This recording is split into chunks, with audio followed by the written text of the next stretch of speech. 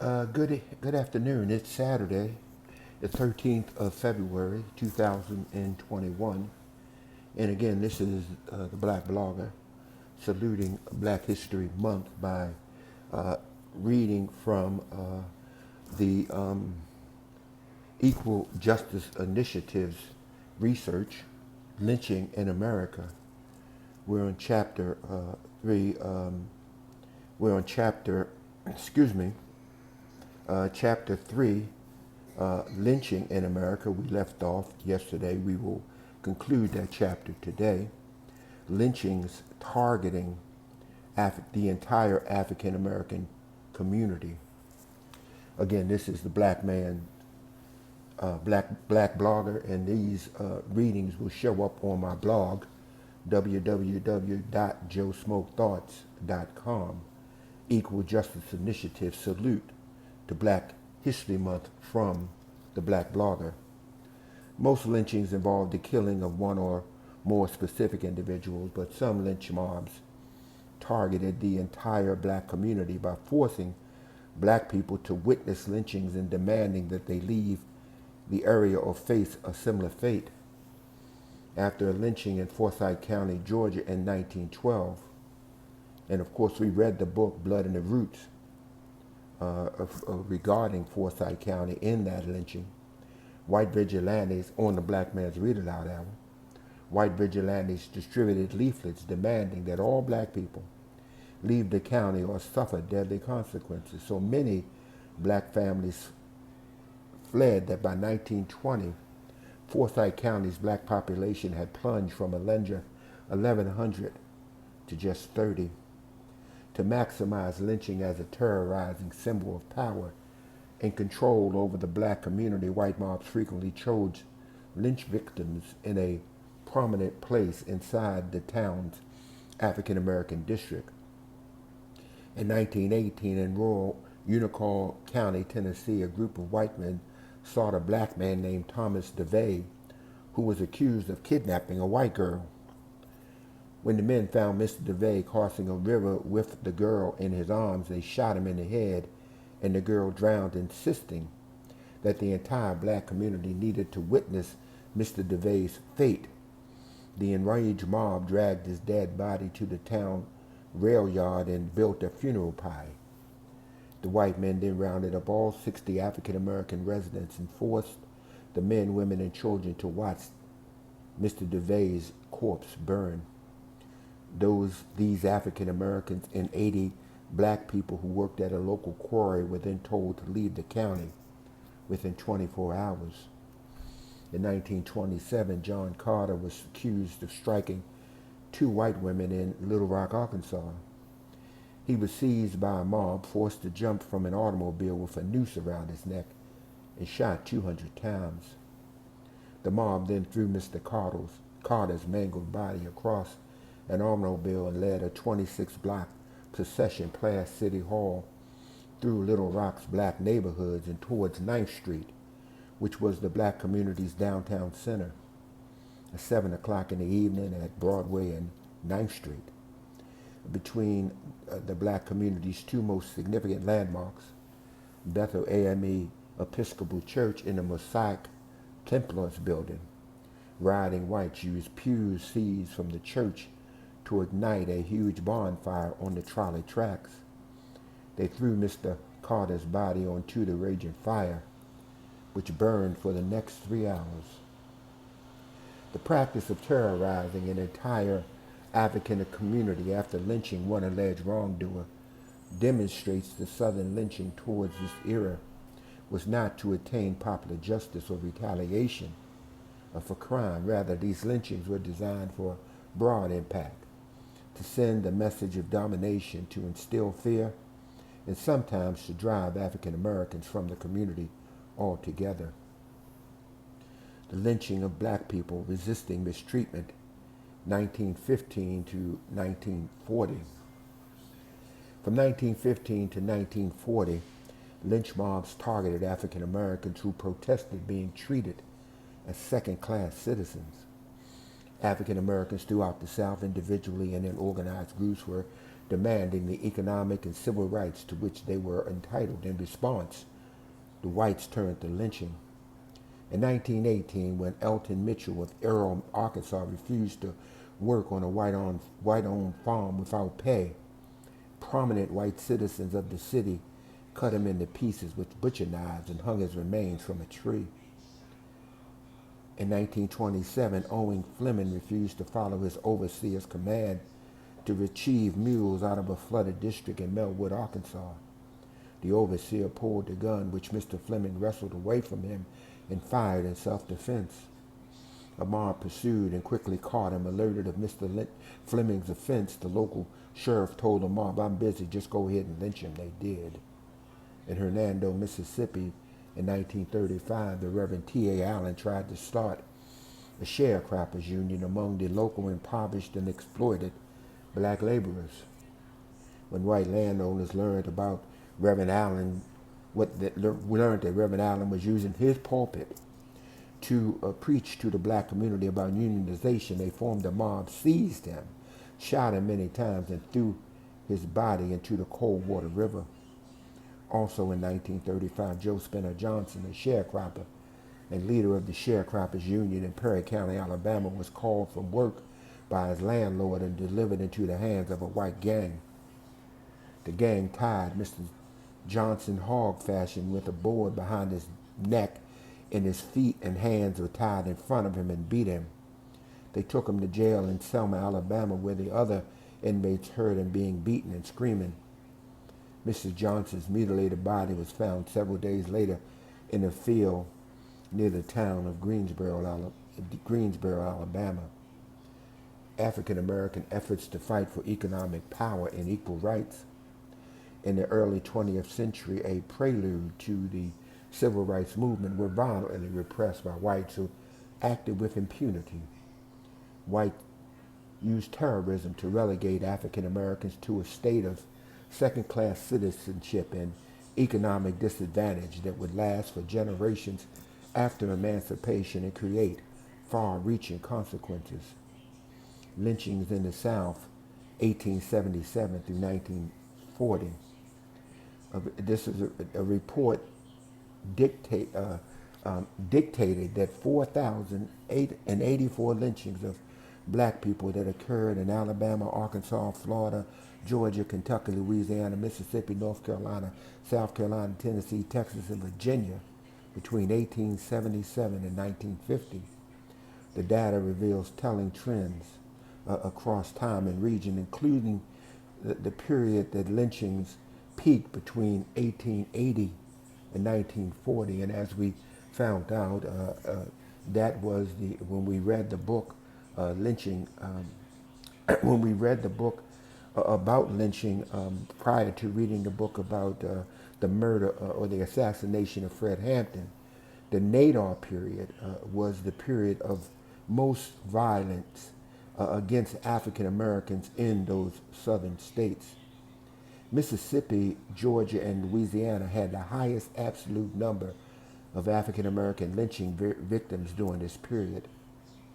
Mississippi, Georgia, and Louisiana. The rankings change when the number of lynchings are considered relative to each state's population and African American population. Mississippi, Florida, and Arkansas had the highest per capita rates of lynchings by total population, while Arkansas, Florida, and Mississippi had the highest per capita rate of lynching by African American populations. If you look at African American lynching victims by state from 1877 through 1950, you will see that the state of Texas, Juneteenth state, 335 people were lynched after slavery, after Black Reconstruction. Arkansas, 492. Louisiana, 549. Mississippi, 654. Alabama, 361. Georgia, 589. Florida, 311. South Carolina, 185. North Carolina, 123. Kentucky, 168. Tennessee, 233. And Virginia, 84. The 25 counties with the highest rates of lynching of African Americans in this era were located in 8 of the 12 states studied: Arkansas, Florida, Louisiana, Georgia, Kentucky, Texas, and Mississippi. Of course, Phillips, Arkansas, which was the site of the Elaine massacre, had 245 lynchings. 245 lynchings.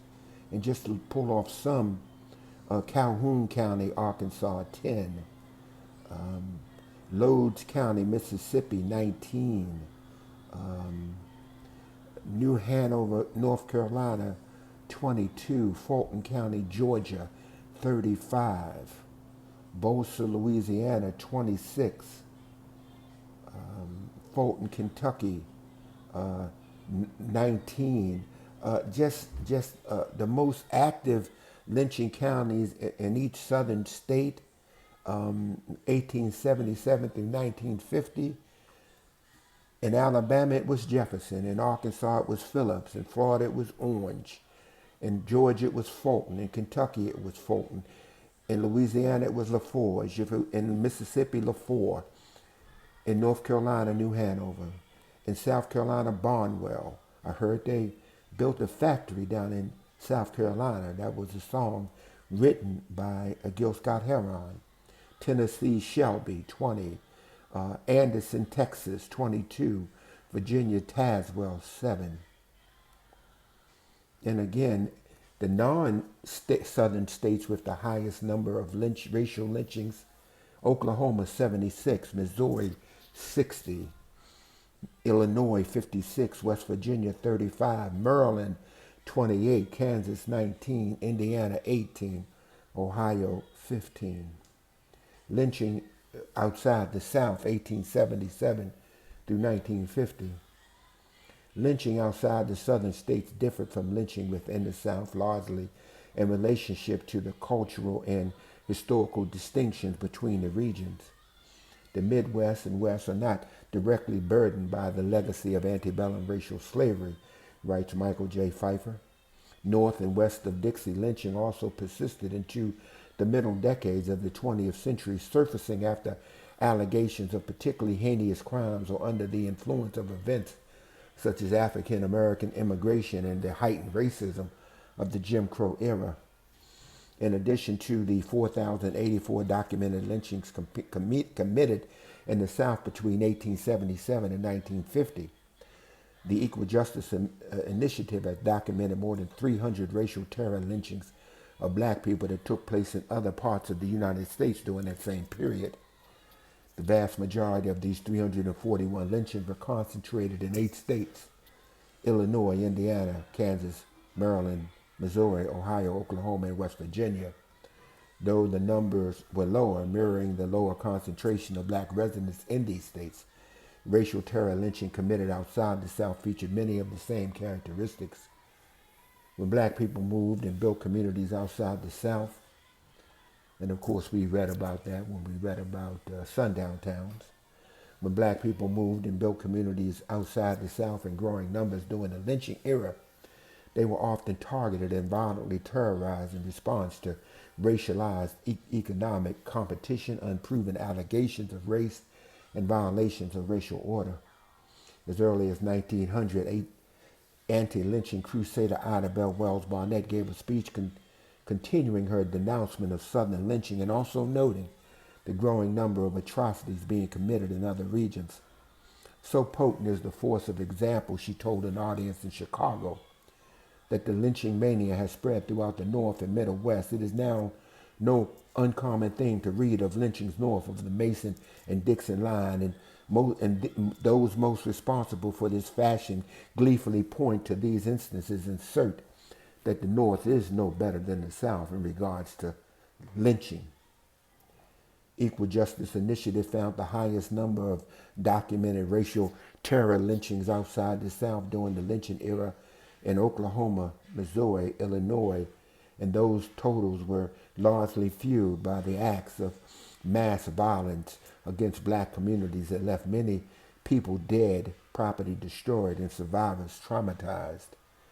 In early July 1917, after several years of post-war migration had increased the black population of East St. Louis, Illinois, and created economic competition for white residents, white mobs in the city ambushed African American workers as they left factories during a shift change. The violence should spread, surging to an attack on the city's black neighborhoods. Over the course of the next 3 days, the area suffered more than $400,000 in property damage. At least several dozen African American men, women, and children were shot, hanged, and beaten to death or burnt alive after being driven into burning buildings. And an estimated 6,000 residents, more than half of the city's black population, fled.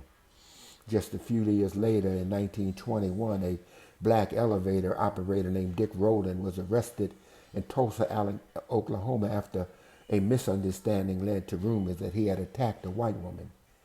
Though charges against Mr. Rowland were soon dropped and he was released, the white mob gathered to lynch him.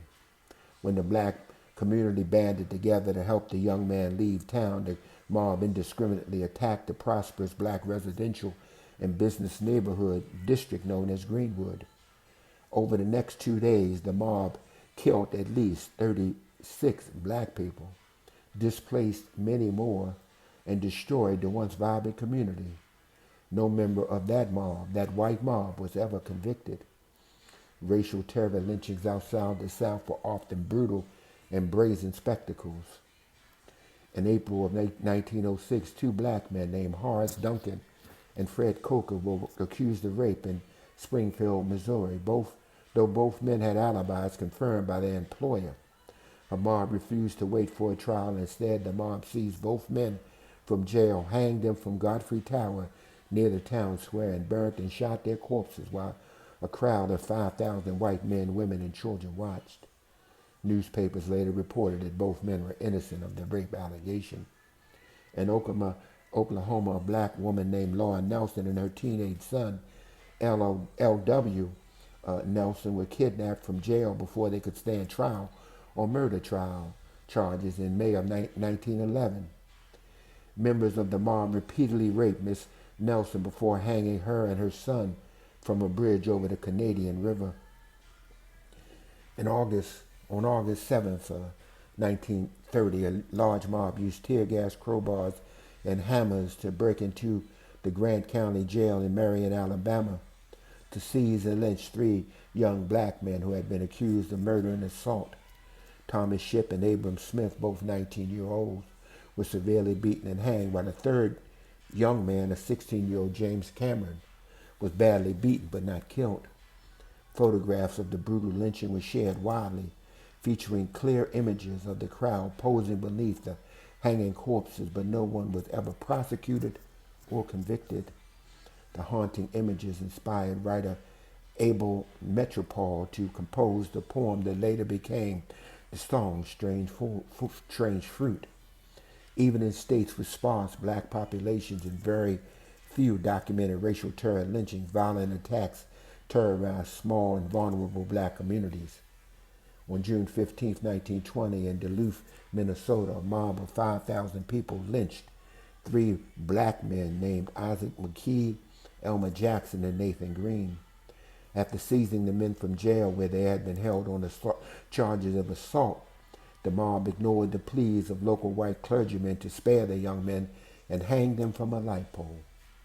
In Omaha, Nebraska, in 1891, thousands of white people gathered to seize George Smith, a black man, from local jail after he was accused of assault.